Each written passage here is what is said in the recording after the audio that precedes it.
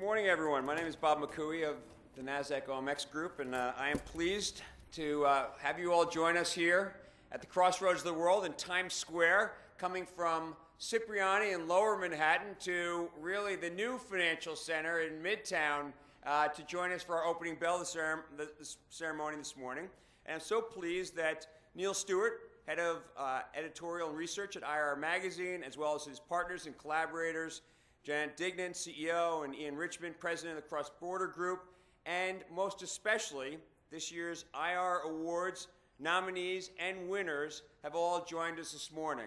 Thank you very much for being with us, and we're so glad to be able to honor and celebrate with you this morning. Congratulations.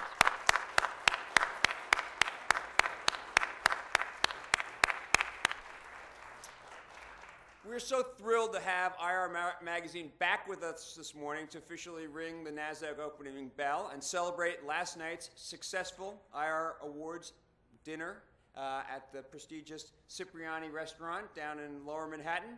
That event brought together the entire investor relations community and recognizes the most accomplished, dynamic professionals and teams from this past year.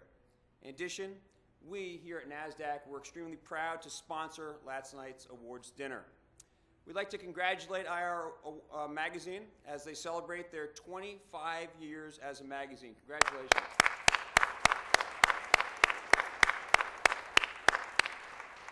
And recognize that the awards have been here in the U.S. since 1997, and that NASDAQ OMX has been a sponsor of the awards since 1998 for the past 15 years. Thank you. We're also very excited that so many NASDAQ-listed companies are not only with us this morning, but were both nominees and winners last night. We have them here on the board behind us, an impressive group, obviously led by one company which needs a special recognition and needs to have a separate bag to take home their awards last night. Tiffany, thank you for joining us, and I'm glad. The amazing part about last night was when I walked over to my table, Tiffany was there, and I introduced myself, and we chatted. And then suddenly I turned around, and Tiffany was at a different table, and then champagne after champagne after champagne kept on being delivered to her table. And until Gregory Brown from Cybronics won, we were very parched at our table.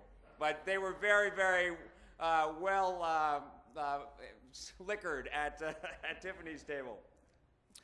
But really, when we get down to fundamentally, last night was about a celebration of what has become such an important part of any corporation.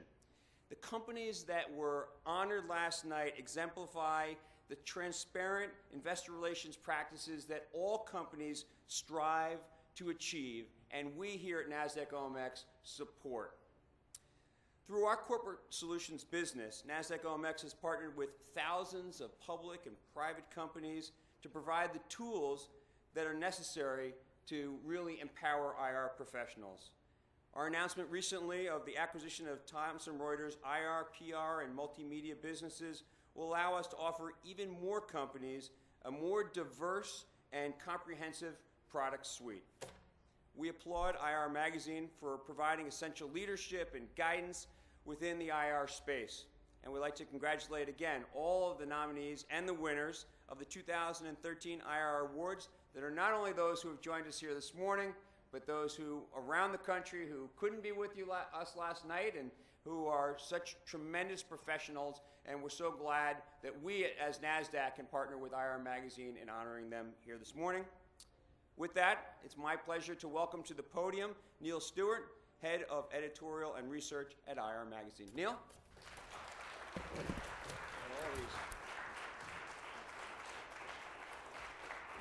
Thank you, Bob, and thank you very much, NASDAQ OMX, for having us here today and for supporting the IR Magazine Awards. For a decade and a half, been such strong friends. So last night I had the opportunity to talk to Tom Wallach at the awards. He's the boss of this year's Lifetime Achievement winner, Mary Beth Cassane, which, if you think about it, is quite an achievement in itself, right? So Tom is someone I've known since I started covering this space in the 1990s, since his Chicago days. I don't think he'd been to our awards since the 1990s, and he came up to me, he was looking around, he was amazed. He said, look at what you have done for the profession. Look what IR Magazine has done for the profession. Now, to Janet and Ian and all my colleagues, you can take a moment now and bask in that glow and take the credit for, well, time's up. We can't take the credit. We have been along for the ride. We have been observers to the ascent of a profession in both sophistication and its place within the corporation in the U.S. It's amazing to think of what the profession was then and where it has come to today. Take, for example, Carol DiRemo, who's here today with her family, a nominee and a winner for many years. Someone that investors and analysts tell us could be the CEO or CFO of a Fortune 500 company, but they are very happy that she is happy in her job as an investor relations officer. They cannot dream of anyone they'd rather have guiding them and being with them through the good times and as well as the bad times as shareholders or as analysts covering the company. Or take, for example, a company like Intel, such a big winner last night. You look at their team, they are probably the world's best analysts covering Intel. They're on the IR team, okay? They know, as one of our panelists at the Bank of America conference said yesterday, they know everything about everything there is to know about Intel and about the industry. That is their place within the company. So that's what we're here celebrating in addition to IR Magazine's 25 years.